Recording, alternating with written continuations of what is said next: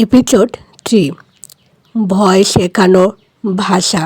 সে রাতের পর থেকে করিম আর ঠিকভাবে ঘুমোতে পারে না। চোখ বন্ধ করলে তার সামনে ভেসে ওঠে কফিনের ভেতরের সেই মুখ, হাতের কালি আর আধাখানা খোলা চোখ।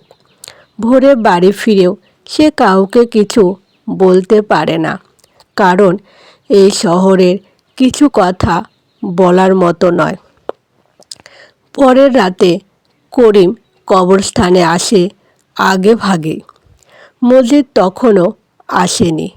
কবরস্থান ফাঁকা, নিস্তব্ধ। মনে হয় মাটির নিচে কেউ জেগে আছে। করিম একা দাঁড়িয়ে থাকে, কোদালটা হাতে নেয়, আবার নামিয়ে রাখে। হঠাৎ গাড়ির শব্দ। একটা কালো গাড়ি এসে থামে। ট্রাক নয়, এর শব্দ আলাদা, ভারী, নিশ্চিন্ত, ক্ষমতাবান। গাড়ি থেকে একজন নামে, পরনে কোট, জুতো চকচকে, চোখে এমন এক দৃষ্টি যা প্রশ্ন পছন্দ করে না। তুমি করিম? লোকটা জিজ্ঞেস করে। করিম মাথা নাড়ে, জি। লোকটা চারপাশে তাকায়, তারপর শান্ত গলায় বলে, তোমরা ভালো কাজ করেছ। শহরে শান্তির জন্য এই কাজ দরকার। করিম কিছু বলতে চায়, কিন্তু গলা দিয়ে শব্দ বের হয় না।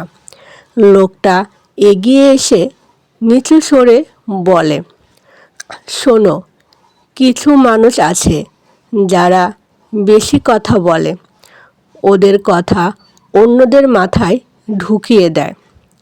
করিমের বুক ধড়ফড় করে। ওরা বিপজ্জনক, লোকটা বলে, তাই ওদের কবর এখানেই। করিম সাহস করে বলে, স্যার, ওরা কি অপরাধী? লোকটার চোখ এক মুহূর্ত শক্ত হয়, তারপর হালকা হাসি। অপরাধ?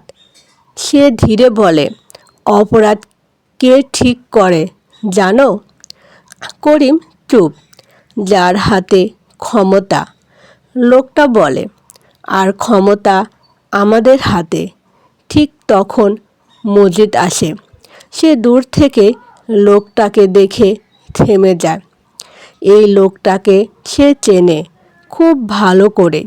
লোকটা মসজিদের দিকে তাকিয়ে বলে, তুমি পুরনো লোক, তোমার সমস্যা হওয়ার কথা না। মজিদ মাথা নিচু করে, জি।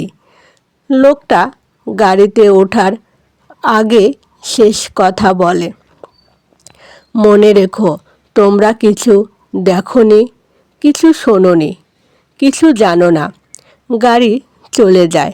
কবরস্থান আবার নীরব।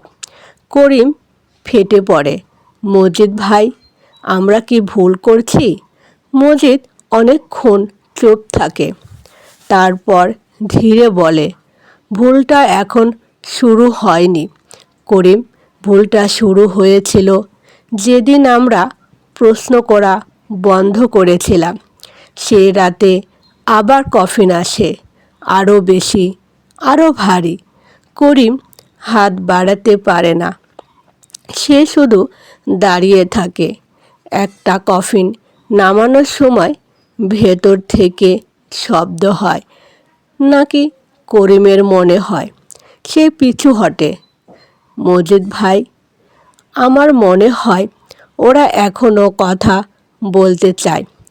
মজিদ কফিনের দিকে তাকায়, তার চোখে জল আসে।